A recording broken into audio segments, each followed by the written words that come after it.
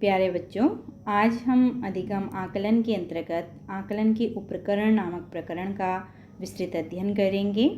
आपने अपनी पिछली कक्षाओं में जाना कि आकलन किस प्रकार से किया जाता है तथा विभिन्न परिस्थितियों में आकलन को किस तरीके से अध्यापक अपने शिक्षण को कुशलतम बनाने के लिए और विद्यार्थी की उपलब्धि को बढ़ाने के लिए प्रयोग में लेके आते हैं।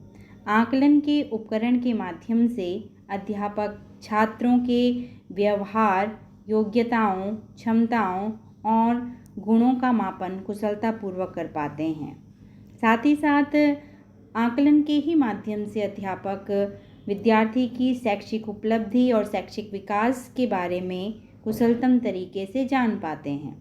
तो आखिर प्रश्न ये उठता है कि अध्यापक कैसे विद्यार्थी के परिवर्तित हो रहे व्यवहार, उसकी योग्यताओं, क्षमताओं और गुणों का मापन करते हैं और यह कैसे पता लगाया जाता है कि विद्यार्थी शैक्षिक उपलब्धि को प्राप्त कर रहा है, वो शैक्षिक क्षेत्र में उन्नतशील बना हुआ है। इसके लिए अध्यापक विभिन्न प्रकार की तकनीकियों का प्रयोग करते हैं। इन्हीं विभिन्न प्रकार की तकनीकियों को आकलन के उपकरण के रूप में जाना जाता है। अब सवाल ये आता है कि अध्यापक जो आकलन कर रहा होता है उसमें क्या उसे आवश्यक है वो आकलन के उपकरणों का प्रयोग करे? तो हाँ, बिल्कुल आवश्यक है, क्योंकि बिना किसी तकनीकी के अध्यापक न विद्यार्थी के व्यवहार को समझ पाता है, न विद्यार्थी की विभिन्न योग्यताओं की पहचान कर पाता है, उसमें जो क्षमताएं हैं उनको पहचान पाता है और जो विकसित किए जा रहे गुण हैं उनको वो विकसित कर सकता है। शैक्षिक दृष्टिकोण के अनुसार अध्यापक विद्यार्थी को शैक्षिक लब्धि के लिए प्रेरित भी नहीं कर सकता है। इसका अर्थ है एक अध्यापक को तकनीकी युक्त होना चाहिए, उसकी अपनी कुछ तकनीक होनी चाहिए जिसको कि वो उपकरण के रूप में प्रयोग में लेकर आकर विद्यार्थी के अधिगम को बढ़ा सकता है और अपने अधिगम की प्रक्रिया को विद्यार्थी के माध्यम से अनुक्रिया के द्वारा संपन्न कर सकता है। अध्यापक जिन उपकरणों का प्रयोग करता है उन उपकरणों के माध्यम से विद्यार्थी की उपलब्धि का मापन, विद्यार्थी का मूल्यांकन और आकलन करना बहुत ही आसान हो जाता है। तो जिस तकनीकी को हम विद्यार्थी के आकलन, मापन और मूल्यांकन के लिए प्रयोग में लेके आ रहे हैं, उन सारी तकनीकियों को ही आकलन के उपकरण कहा जाता है। यहाँ ये मैं आपको स्पष्ट करना चाहूँगी कि उपकरण से तात्पर्य कोई वस्तु नहीं है, कोई मशीन नहीं है कि मशीन का प्रयोग किया और अध्यापक विद्यार्थी में उसके नेचर को चेंज कर देगा, या अध्यापक स्पेशल एबिलिटी को विद्यार्थी में लेके आ जाएगा, या अध्यापक स्पेशल क्षमताओं को विद्यार्थी में विकसित कर देगा। नो, यहाँ उपकरण से तात्पर्य है अध्यापक के अंदर जो उसकी अपना एक तरीका है, जो अपना वो एक प्रविधि का प्रयोग कर रहा है, उन विधि और प्रविधियों के प्रयोग से वह किस प्रकार से विद्यार्थी को अधिगम के लिए प्रेरित करता है और उसकी शैक्षिक उपलब्धि की ओर उसे लेकर जाता है। तो यहाँ पे उपकरण से तात्पर्य ऐसी तकनीकी से है जिसके माध्यम से अध्यापक विद्यार्थी को कुशलतम अधिगम करने के लिए तैयार करता है। तो आइए जानते हैं वो कौन कौन से उपकरण हैं जिसको कि आकलन करते हुए अध्यापक उपयोग में लेकर आता है और अपने शिक्षण कार्य को कुशल बनाता है। आपके सामने स्लाइड में ये अलग अलग प्रकार के आकलन के उपकरण बताए गए हैं। सामान्यतः आप सभी इसका प्रयोग करते हैं, किंतु आज हम इसको आकलन के दृष्टिकोण से देखेंगे। और ये तो आप जानते ही हैं कि अध्यापक क्षण प्रतिक्षण विद्यार्थी का आकलन कर रहे होते हैं। अध्यापक विद्यार्थी के जो फीडबैक प्रोवाइड करते हैं विद्यार्थी को, या विद्यार्थी को उसके कार्य की जो कमी बताते हैं, या उसको कोई निर्देश प्रदान करते हैं, ये सारे आकलन के अंतर्गत आ जाते हैं। लेकिन कब किस चीज़ को प्रयोग में लेकर आया जा रहा है, आप इन विभिन्न उपकरणों के माध्यम से इसे जानेंगे। तो आकलन के उपकरण के अंतर्गत सबसे पहली जो विधि आती है वो है अवलोकन विधि। इसके साथ साथ है साक्षात्कार विधि, प्रश्नावली, समाज मिति विधि, इतिहास विधि जिसे जीवन इतिहास विधि या व्यक्ति इतिहास विधि भी कहा जाता है, अंतर्दर्शन विधि, श्रेणी मापनी, साथ ही साथ प्रक्षेपण विधि, आपका परीक्षण बैटरी, एनेक्डोटल अभिलेख, संचयी अभिलेख, अनुसूची, वाद विवाद विधि, विद्यालय की क्लब गतिविधियाँ, परियोजना कार्य, स्वप्रतिवेदन तकनीक, और यहाँ पे आ जाता है अवधारणा परीक्षण, पोर्टफोलियो और सहपाठी आधारित आकलन। आप इन सारी गतिविधियों को अपने सत्र के दौरान पूरित करते हैं और अध्यापक इन सारी गतिविधियों को अपने शिक्षण को और आपके अधिगम को कुशल बनाने के लिए प्रयोग में लेकर आते रहते हैं।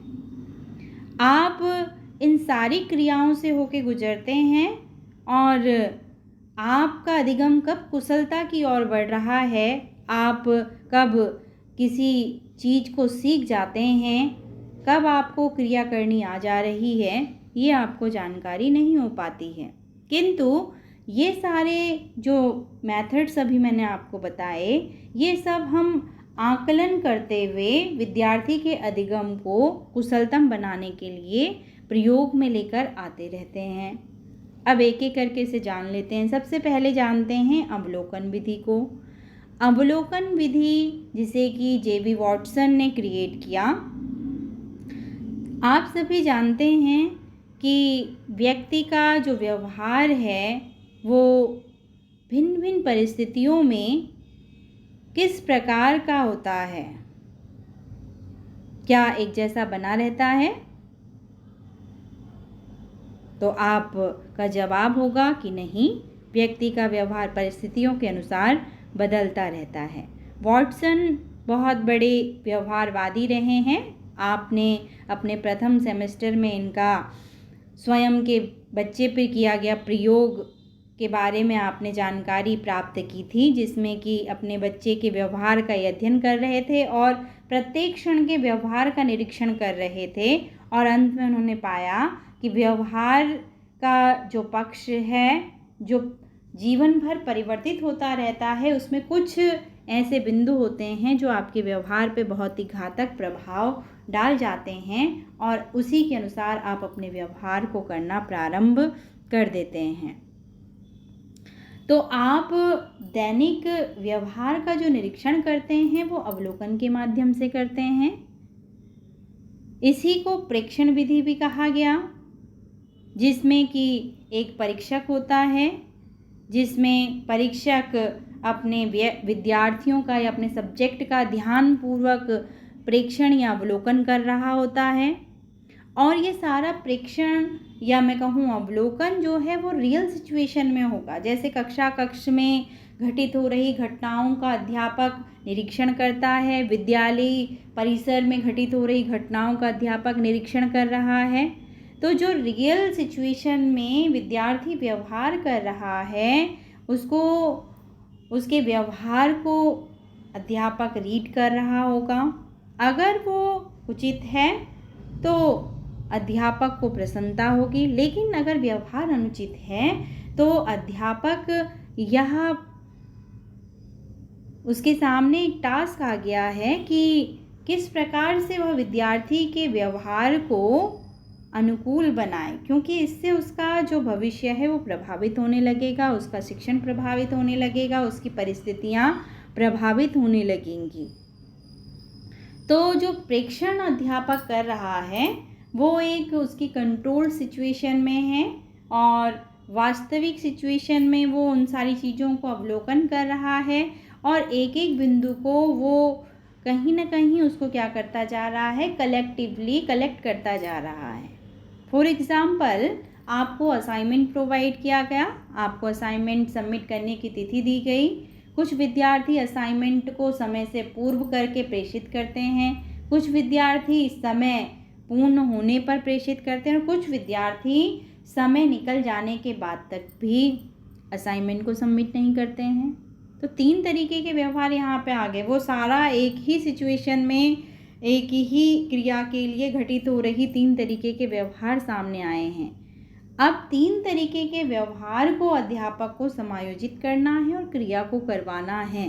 तो यहाँ अध्यापक के पास जो दस्तावेज है जिसमें कि वह विद्यार्थियों के असाइनमेंट सबमिट करने की तिथि को लिखवा रहा है, साथ ही साथ कौन कब असाइनमेंट सबमिट कर रहा है इस चीज़ का भी निरीक्षण कर रहा है, असाइनमेंट की क्रिया का निरीक्षण कर रहा है, जैसा बताया गया था वैसे किया गया है या नहीं किया गया है, जैसे गाइड किया गया था उस तरीके से क्रिया की गई है कि नहीं की गई है। ये जो फीडबैक दिया जा रहा है, ये जो टिप्पणी प्रोवाइड की जा रही है, ये सारा अवलोकन करने के बाद ही किया जा रहा है और इसके पश्चात ही आप अपनी क्रिया में किस तरीके से उन्नति कर रहे हैं, क्रिया करने से बच रहे हैं, क्रिया में बहुत अच्छा योगदान आपके द्वारा किया जा रहा है, इसके विषय में विद्यार्थी को अध्यापक अपना फीडबैक अपनी टिप्पणी के रूप में, अपने निर्देश के रूप में प्रदान करता रहता है ताकि विद्यार्थी अपनी कमियों से सीखे तथा जो अच्छा कर रहा है वो और अच्छा करने का प्रयत्न कर सके। तो अध्यापक दोनों ही प्रवृत्ति के विद्यार्थियों को समायोजित कर रहा है सिचुएशन में और उनके व्यवहार को उन्नतशील बनाने का प्रयत्न करने पर लगा हुआ है। तो अवलोकन विधि में आपको कोशिश करनी है कि आप अधिक से अधिक अपने विद्यार्थियों की गतिविधियों का अवलोकन करें और अवलोकन करते हुए उस अवलोकन की गई गतिविधियों का लेखा जोखा भी अपने पास संरक्षित करके रखें ताकि जिसके आधार पर आप विद्यार्थी की रिपोर्ट विद्यार्थी को प्रोवाइड कर सकें। वर्तमान समय में आप देखते हैं कि विद्यालयों में पेरेंट्स टीचर मीटिंग ऑर्गेनाइज की जा रही है, तो हर महीने पेरेंट्स को स्कूल में बुला के अध्यापक क्या करते होंगे, ये प्रश्न मन में आना चाहिए। तो वहाँ पर अध्यापक को कोई शौक नहीं है कि वो पेरेंट्स से गप्पे लड़ाए, इतना वेस्ट करने के लिए टाइम उनके पास नहीं है कि वो व्यर्थ करे अपना समय बातचीत करने में या गप्पे लड़ाने में या गॉसिप करने में। अध्यापक पेरेंट्स को इसलिए बुला रहा है क्योंकि उसने जो अवलोकन किया इस 1 मास में आपके प्रत्येक अध्यापक से उसने जो रिपोर्ट ली है, कक्षा अध्यापक उस लिखित दस्तावेज को आपके पेरेंट्स के सामने प्रस्तुत कर रहा है और आपकी उन्नति और अवनति की रिपोर्ट उनको दे रहा है, आपके परिवर्तित हो रहे व्यवहार के बारे में बता रहा है या आपके परिवर्तित हो रहे व्यवहार का कारण क्या है यह जानने का प्रयत्न कर रहा है, जिसका लिखित दस्तावेज उसने अपने पास रखा हुआ है। और ये सारी चीज़ें क्यों की जा रही हैं? ताकि आपको एक सही अधिगम वातावरण की ओर लेकर जाया जा सके, आपको कुशलतम वातावरण अधिगम का प्रदान किया जा सके, आपकी शैक्षिक उपलब्धि को बढ़ाया जा सके, आपके व्यवहार को समायोजित किया जा सके, आपके विकसित हो रहे गुणों को और निखारा जाए, आपकी क्षमताओं में वृद्धि की जाए और आपकी योग्यताओं को बढ़ाने का प्रयत्न किया जाए। इसके लिए विद्यालय में पीटीएम की एक एक्टिविटी को क्या किया गया,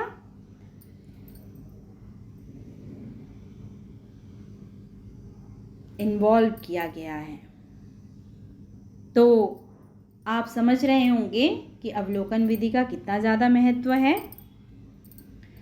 अवलोकन के अंतर्गत आपको विशेष ध्यान रखना है कि आप किस प्रकार का अवलोकन करेंगे।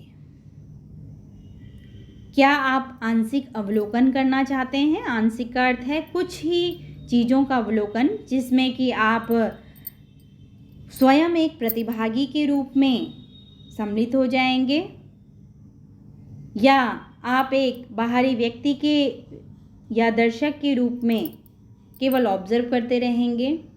कई सिचुएशन ऐसी आती है जहां अध्यापक को खुद इन्वॉल्व होना पड़ता है।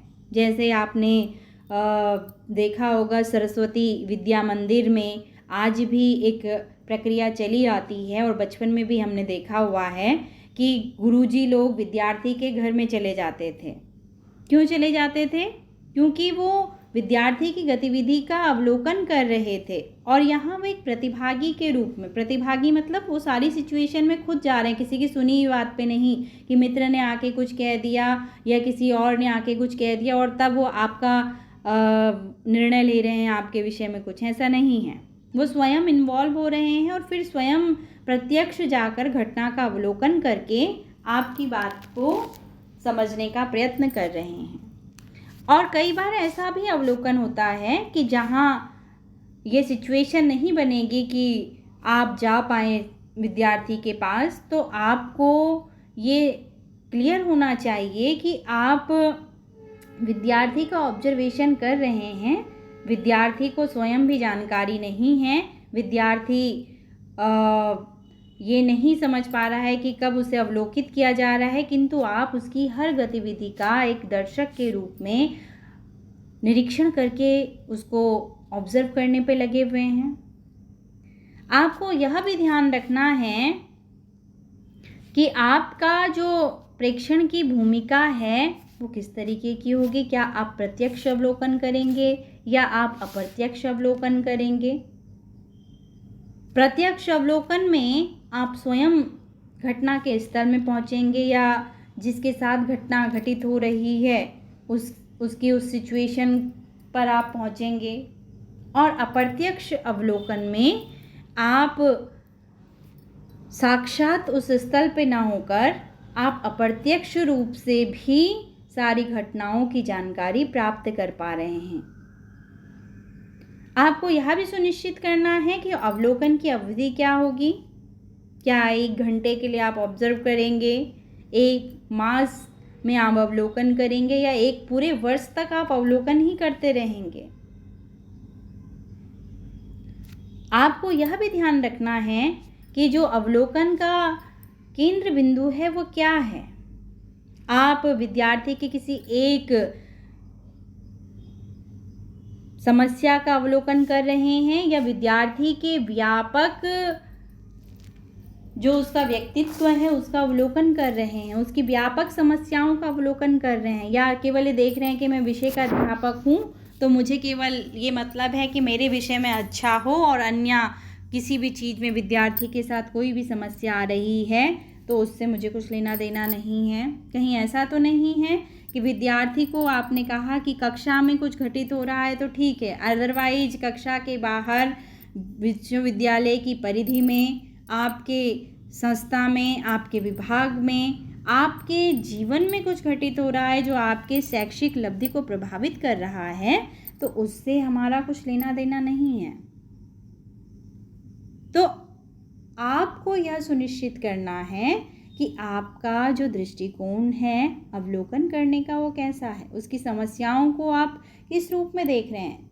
उसका क्या ऐसा संभव है कि उसकी पारिवारिक समस्या का असर उसके अधिगम पे नहीं पड़ेगा।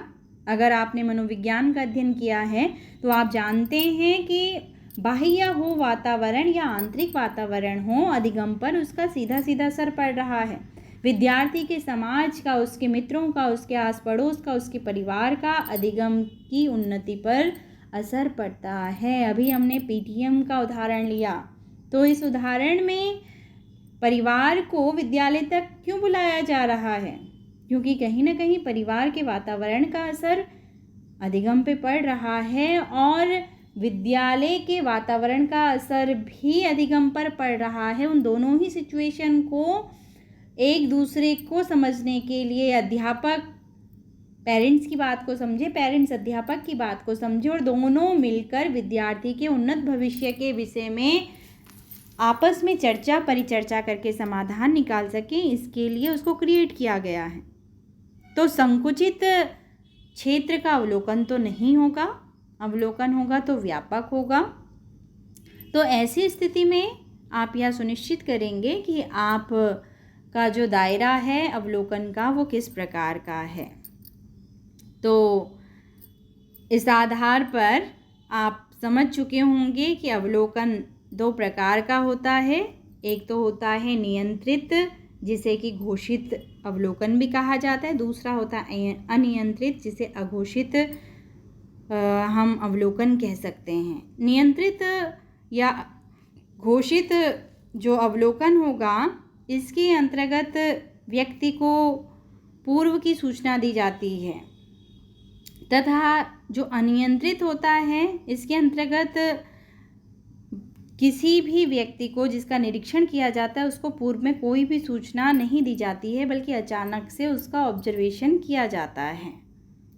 जैसे आप पूर्व में सूचना देकर विद्यार्थी को कह रहे हैं कि हम आपका निरीक्षण करने आएंगे, और एक आपने किया कि आप तुरंत ही चले गए और वास्तविक स्थिति का आपने अवलोकन वहाँ पे किया। तो दो तरीके के अवलोकन होते हैं। आपको यह सुनिश्चित करना है कि किस तरीके का अवलोकन आपके द्वारा अपनाया जा रहा है।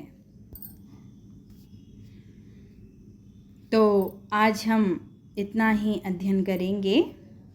धन्यवाद।